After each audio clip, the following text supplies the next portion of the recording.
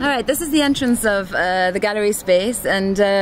we're standing in front of this really beautifully designed logo, which we absolutely love. Speaking just briefly about the title of the exhibition, which is a little bit explained in our text that's on the wall, but it's called The Impossible Black Tulip of Cartography, which is the kind of nickname of this famous map that was drawn in 1602 by an Italian missionary, Matteo Ricci, who was the first Westerner to ever enter what is now Beijing and the Forbidden City, the Imperial City. He brought with him atlases and scientific knowledge from Europe that had never been seen in Asia and in China. And when he became kind of an advisor to the scientific world of the imperial court, he then discovered all of these atlases, maps, and resources that had never been seen in Europe. I think we came in here for the first day and saw this exhibition space, which is amazing, and we were like, oh my god, it's huge. And at the time we had like 12 artists, and we were like, damn. What was really fascinating actually is that we were given this space, which is absolutely enormous, and kind of runs along as a huge kind of warehouse kind of longitude, and we're struggling with how to place our artists in it, and eventually decided to build a gallery within a gallery, which in some ways we have really kind of nice analogies for it. Sam was calling it a kind of like tulip bulb, almost like built into the center of the gallery, and also we've been calling it like the Starship Enterprise if it wasn't based on the Romans. This is an amazing project by a renowned Thai artist, filmmaker, writer named Apichatpong Weerasethakul, who has been known a lot in the film world since he won the Palme d'Or at Cannes about 7 years ago. So he spent a lot of time in the northeast area of Thailand near the Lao border doing research about this film, and in the midst of it kind of created this whole set of sort of associated mythology springing out of the world of the film, and really looking at in this very beautiful and subtle way the connections between past and present and future and sort of non-Western and non-linear versions of time and memory. Extremely immersive and very kind of mystical, and it's a really almost like the deep end of the universe of trying to imagine a placeless place and a timeless time where Western and Eastern really has no meaning. Chocolate City is about a city in China called Guangzhou, which has an immense amount of kind of African traders that have arrived in the city, and so it's commonly become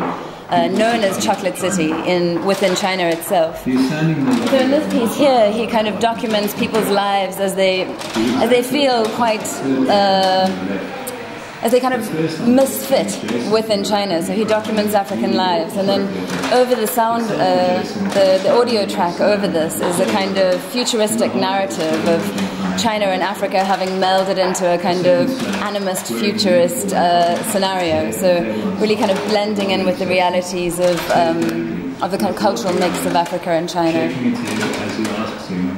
No More Westerns. It sort of has always been a major theme and thread that we've both been exploring in our work and with some of our work together, so it seemed like such a perfect opportunity to explore a lot of this whole area, which is, I really feel like, has so much energy and momentum in it right now.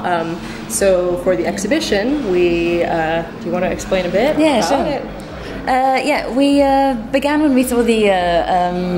advertisement on Art Agenda, and we're both kind of like, wow, amazing, because it really connects to research that we've actually been working on for about 3 to 4 years. Samantha, very much because she comes from China and is absolutely fascinated by the connection that China is making to parts of the world that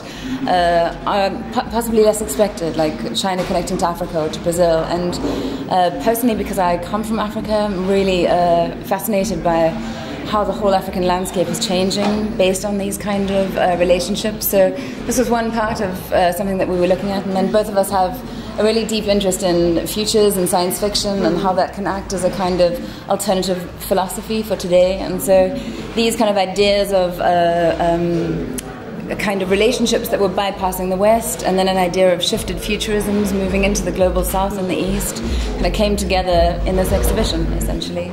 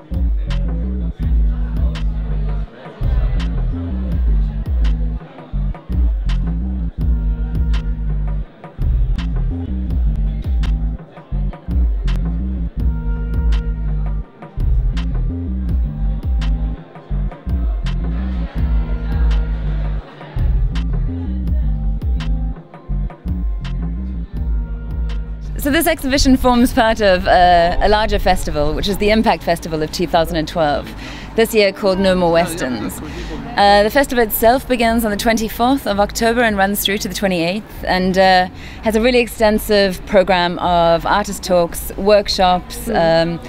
artist presentations, music presentations, and all of these tying into the idea of No More Westerns and really looking at methods of making films, television, music, all using constructs from the non-West.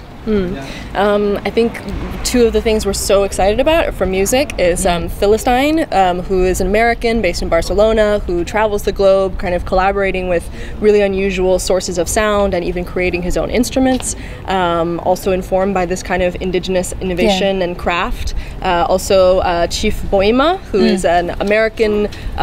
with a heritage from Sierra Leone, and also incorporates this kind of modernist approach to... Should we do that again?